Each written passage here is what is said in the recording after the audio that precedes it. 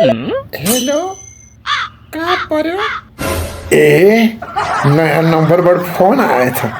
सायद फोन उठाउनु पर्यो हेलो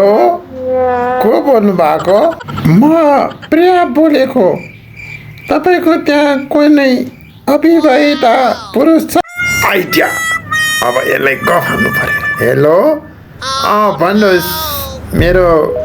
काठमाडौँमा 2-3 वटा घर छ खाना लाउन कुनै दुःख पर्दैन यसो कोही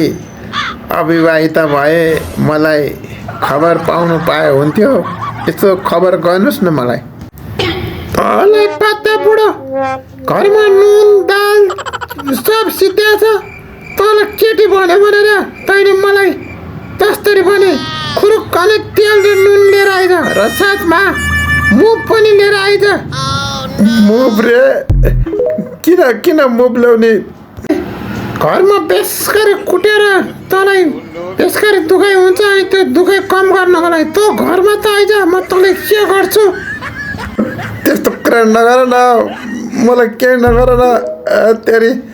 कस्तो मिस्टेक भएछ म त